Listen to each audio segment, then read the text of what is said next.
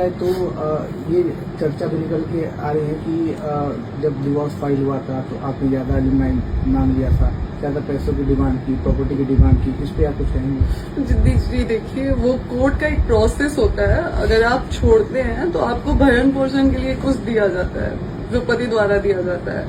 अगर आप पता नहीं कैसे लोग हैं, समझते नहीं है कि अगर मैं ना भी मांगूं तो मुझे मेरे पति में जो है वो मेरा अधिकार बनता है, तो मेरा अधिकार है वो, और मैंने मांगा नहीं है। अगर ऐसा कुछ होता तो वो एक प्रोसेस होता है जो पत्नी के भरण पोषण के लिए दिया जाता है। आप बताइए, आज समाज से मैं पूछती हूँ कि अगर मुझे पवन जी छोड़ देते हैं तो मुझे मेरे पास कुछ है जीने के लिए?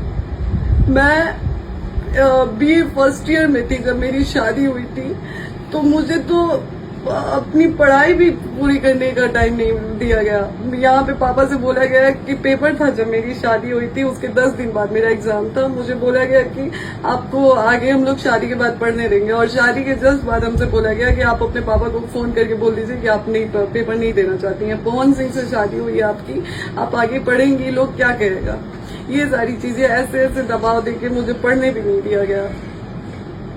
अगर जिस तरीके से देखा जाए कि आपके हिसाब से चीज़ें नहीं होती हैं, जो आप चाहती हैं वो चीज़ें नहीं हो पा रही हैं, अगला मूव मैम आपको क्या है? अगला, अब मैं जनता के बीच में आ गई हूँ और जनता से ही हाथ जोड़ के मैं इंसाफ मांगती हूँ कि आप लोग ही अब मुझे इंसाफ दिलाए, क्योंकि पहले कुछ दिन पहले तक ये चार दीवारी के अंदर की बात थी, लेकिन अब ये चीजें समाज में आ गई हैं और अब समाज ही समझेगा कि मुझे कैसे इंसाफ दिलाना है। फिर भी मैं समाज के आगे हाथ जोड़ती हूँ, अपने समाज के, खास करके सुधीर भैया का भी मैंने एक स्टेटमेंट देखा जब था, जिसमें उन्होंने कहा था कि जाओ, उसके पति का घर है, वहां पे कोई नहीं तुम्हें रोक सकता है। तो आज मैं गई थी सुधीर भैया, और आज आपका फर्ज बनता है कि आप आए और हमारे लिए हमें इंसाफ दिलाएं।